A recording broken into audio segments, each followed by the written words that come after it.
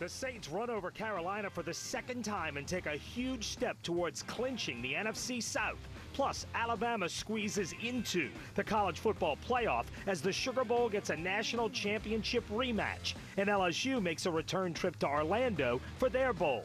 And the state championship matchups are set with Puka and the Hahnville Tigers and the Lakeshore Titans as two teams playing in the Dome this weekend. This is the last word on sports. 4th Down on 4 starts now. The Saints take control of the NFC South with a 10-point win over Carolina. I'm Doug Mouton. Welcome to 4th Down on 4. That's the good news. The division now well in hand. In the bigger picture, wins by the Vikings and the Rams keep the Saints out of those first two spots and a potential playoff bye. But there are still 4 weeks to make up ground after a terrific win Sunday. Ricardo LeCompte reports. Round 2 between the Saints and Panthers, and just like in the first meeting, New Orleans exerted its will on the opening drive. An 11-play, 70-yard march down the field, capped by a 2-yard touchdown run by Alvin Kamara on an early 4th down gamble. Just a gut. I mean, I think we did that a few years ago against them. It was just the time where we were in the game and felt like we had a good play as well. So a lot of times I felt confident in the play we had. Kamara rushed for a touchdown in his 6th consecutive game, and the rookie's day was just beginning. 126 total yards from scrimmage and 2 touchdowns. By utilizing his ability in the rushing and passing game, Kamara was able to disrupt the Panthers' defensive game plan to stop him. That's their job, you know what I'm saying, to try to figure out what to do. My job is to, keep trying to make plays, so whoever gets the better, whoever wins that battle, I don't know. I just keep doing what I got to do. I ain't focused on what, people trying to do to stop me. And he wasn't alone in this 148-yard rushing attack on the day against the 5th best run defense in the league. Mark Ingram contributed 85 of those yards in a touchdown and got almost all of it in the second quarter. Ingram tore off a 72-yard run, the longest rush allowed by the Panthers this season.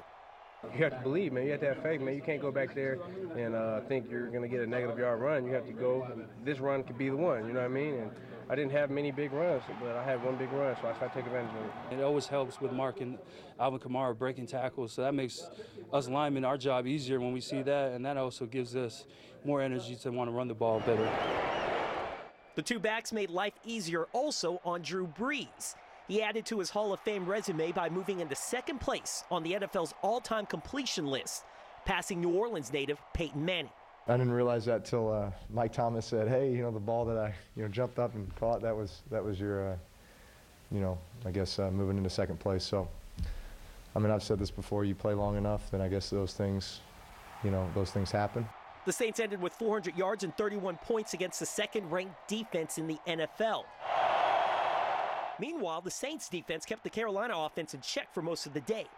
With injuries and the secondary concerned, the D did its job against Cam Newton and the multiple weapons around him, holding the Panthers to under 300 yards of offense.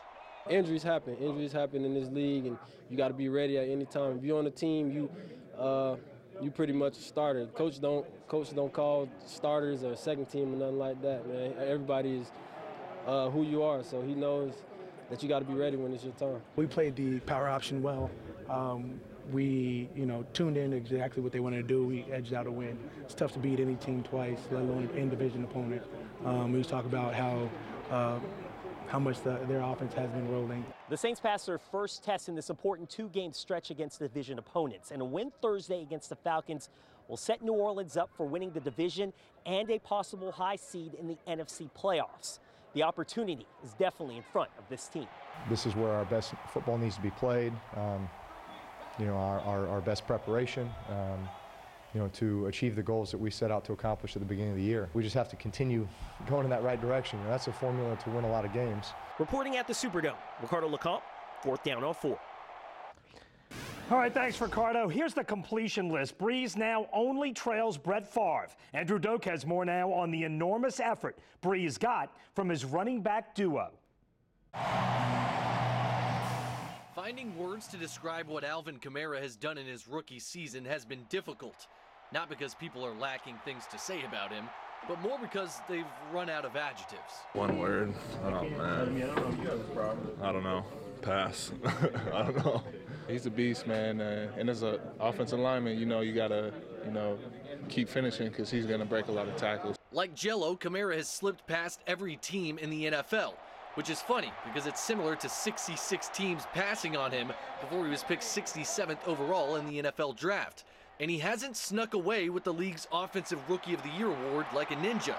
It's been loud and clear like a freight train. Just don't tell Cam Jordan that when he thinks of Kamara's comparison. Bruce Lee, water. I mean, yeah, let's be, fluid but strong. When you talk about if he gets his flow going, he's really strong with the current. Be water, my friend. Whatever he is, he's been every team's kryptonite. Because even when he's been everyone's focus, all 12 teams the Saints have faced haven't found an answer. You prepare for everything you want. But he's got some elite ability. They scheme very well. They do some really good things with what Coach Payton calls.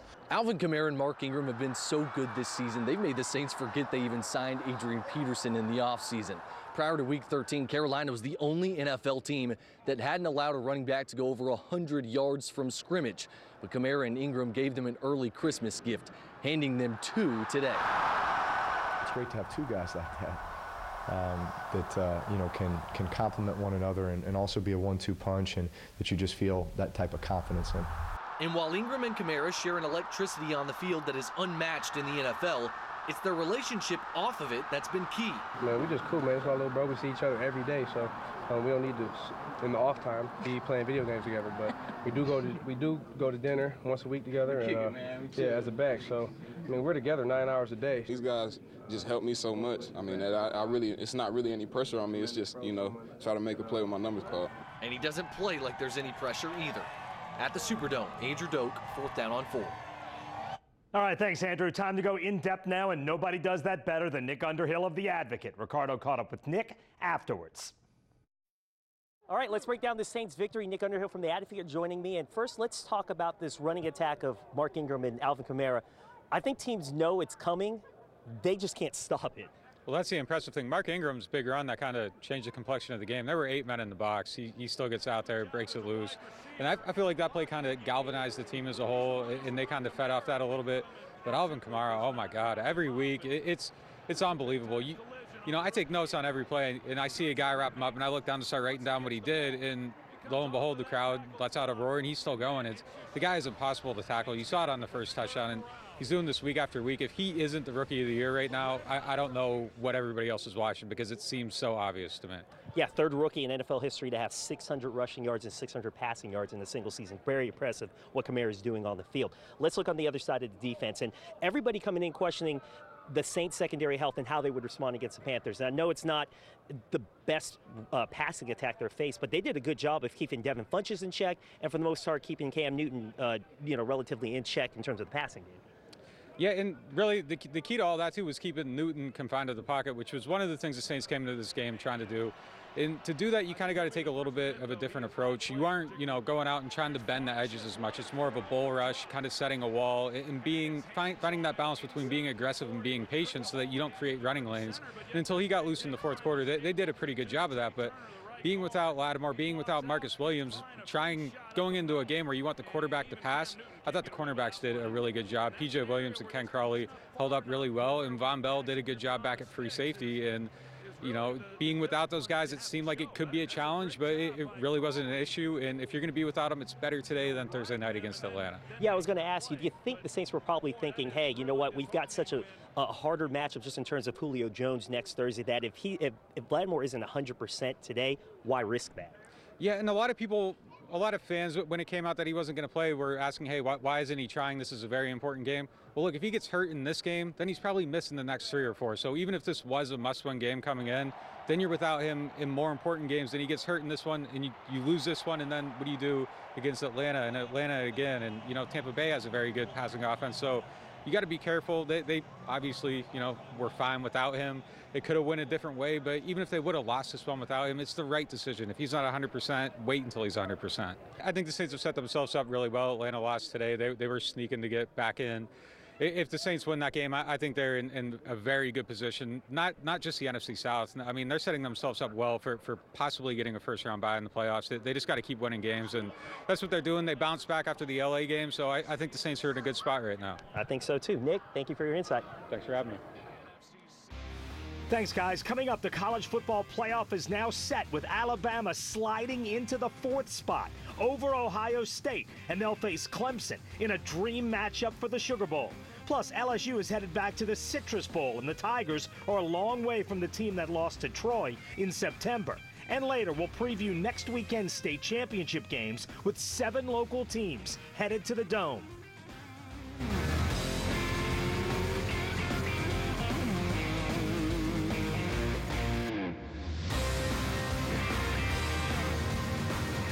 It's a huge win for the Southeastern Conference. The SEC is the first conference to get 2 teams into one college football playoff. LSU heads to the Citrus Bowl, and the Sugar Bowl gets an Alabama-Clemson rematch. Ezekiel Elliott. The last time the Sugar Bowl hosted a national semifinal, Ohio State pulled a stunning upset, knocking off #1 ranked Alabama. This year, Alabama and Ohio State fought it out again, but this time with the committee, who said they couldn't get past the Buckeyes' 31-point loss to Iowa. So even with what looks like a better resume overall than Alabama, Ohio State got left out. You have to understand they're not kind of disappointed. They're probably devastated, but that's one thing families do. How do you handle devastation? Get around those you love, and let's go back to work. It's going to sting for a while, and then get around those you love and care about and move on.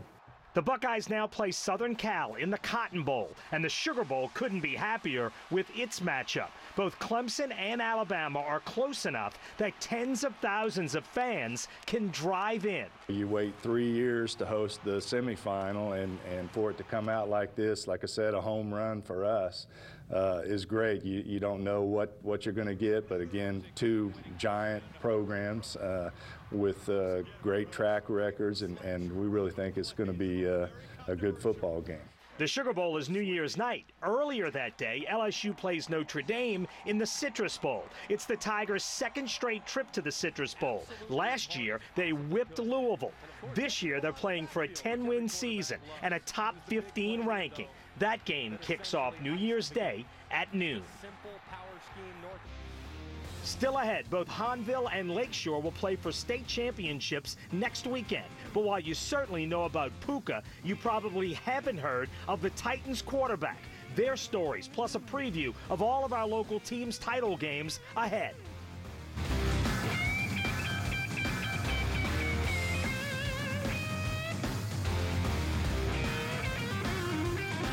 Friday night, amazing performances from the best player in Louisiana that you know about and the best player you probably don't know about. Puka Williams is one of the most talked about, most hyped players in a long time, and he continually delivers on the hype. Chris Penton at Lakeshore gets almost no hype and also delivers crazy numbers. Now both Penton and Puka are headed to the Superdome. We'll start with Puka. Against a very good Acadiana team, Hahnville fell behind. They've actually been behind all season. The Tigers started the year 1-2, and they trailed the Rams 28-14 at halftime. But the second half began with a dose of Puka. Number 7 goes 99 yards with the second half kickoff for the touchdown. Puka Williams led Hahnville all the way back and into overtime. Acadiana got a touchdown, and then on Hahnville's first offensive play of OT, Puka Williams goes 10 yards for the score. So Nick Saltaformaggio decided to go for 2 for the win, and they pitch it to Puka, who has to redirect for the game-winning score. Once I redirected, I just I'm about to just put my head down and just to get in the end zone, because I seen a hole and I hit the hole fast and just put my head down. All I was thinking about is getting a win and going to the state championship, and I got in the end zone. For Puka Williams, another day at the office, 234 yards rushing Friday night, putting him over 1,100 yards just in the playoffs. We gave everybody what they wanted, and they was doubting us, and I mean, we had to come out here and put on a show. The Puka show now comes to the Superdome Saturday night when the Tigers play Zachary.